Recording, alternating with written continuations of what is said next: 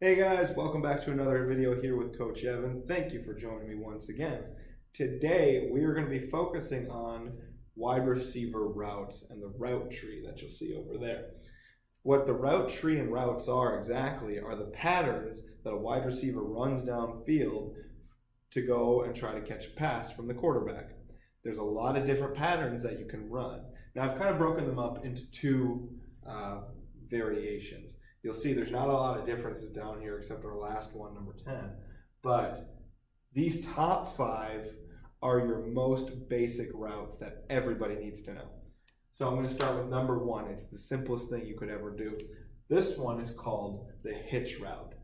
A hitch route, you run a certain amount of steps, usually 5 yards, but it can be 10, 15, whatever you feel like. And you just kind of turn and start running back towards the quarterback. You don't run very far because the pass should be thrown right as you're making the cut. And that's why there's just a very tiny arrow right there. So that's your hitch route. The next route looks the exact same as number 3. 2 and 3 are the exact same. All the difference is the direction that you're going. And that's the reason I put the quarterback here. They're the same because they're usually called a square in or a square out, or it could just be abbreviated to in and out. This is called the in. It's called the in because you go about 5 yards, 10 yards, however you feel like, and you go cut straight across the field in towards the middle of the field for the quarterback, which is why I put the quarterback right here. 3, you're going out. So let's abbreviate that to out. Those are your basic ones. Then we're going to take it over to 4. 4 is my absolute favorite route on the planet because I love West Coast offense. I love Bill Walsh, 49er football. I love the 90s Green Bay Packer, Mike Holmgren run football teams. The slant route was their bread and butter. Number 4 is called the slant. So what happens on the slant is you go the distance downfield and then you cut kind of at a 45-degree angle towards the middle of the field. So that's why this is called a slant, because you're going in and on a slant. And I always like to say this is a 45. I didn't have the protractor with me today to exactly check my angles, but it's as close as I'm probably going to get right now. Number 5, even easier than our hitch route. It's called the fly because you are just flying downfield as fast as you can, trying to get the ball. I'm sorry the glare is kind of cutting the name off there, but that's just the fly. That's everyone's favorite route because that's usually what happens on a Hail Mary. You just run and hope something happens. But fly routes have a lot more complexity to them on plays than just backyard football, chuck it downfield. But it's still a very, very simple route. But these are your bread and butter routes, your 1 through 5. Those are the ones that are really going to be able to, you learn them quickly and you use them for a long stretch of time in your football life. Then we'll take it down to just a teeny bit more complex. Number 6 and number 7, you'll see, much like 2 and 3, are the exact same. All that matters is the direction. 6 is called a post because you're kind of going downfield and you post up. It's very much like the slant route on 4. However, this, I like to say, is a 60-degree angle. So you're getting deeper on your route because of the angle that you're taking. So you're going in towards the quarterback in the middle of the field on your post route. Simple. Whereas 7 is called a corner route. I'm sorry that you're looking at the big old back head. But, sorry, that's the white wire we got today. Still coming to you live from UW Parkside.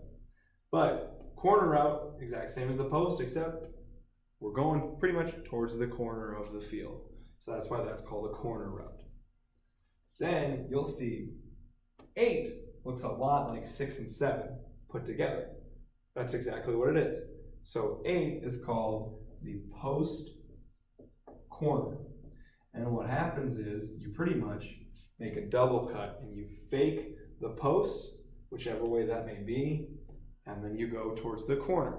It can be flipped either way, just like all of these routes. You can flip them to make sure they're done right every single time. It's not like an in route only goes in from the left towards the right. You can run it in from the right to the left. So it doesn't matter. Everything can be flipped mirror-wise. But the post corner is boom, boom, boom. It's double fake. Now 9 you'll see looks like a lazy 6 because it is. That is what is called a skinny post. And I'm sorry now that I'm ducking out of the frame. But the skinny post is what I like to say is the 75-degree angle. And I know that is a lot shallower than 75, but again, no protractor, can't check the math. But the skinny post is you're designing it just to go very deep. That's what a skinny post is. You want to get 15, 20, 30 yards on all those skinny post routes. So all of these are very much the same. They're just different variations of each other, which is why I still cover them in my basics of the route tree. Then last one is 10. 10 is the bread and butter of the running back position, coming out of the backfield, trying to catch a pass. 10, there's various names for it. My favorite one, I think the easiest one because it doesn't have a lot of the same, is called a flare. You just kind of flare out to the side of the field into the flat, which is another part of the football field term. But you go out from the outside and you just vary out and hope you get a little check down pass from the quarterback.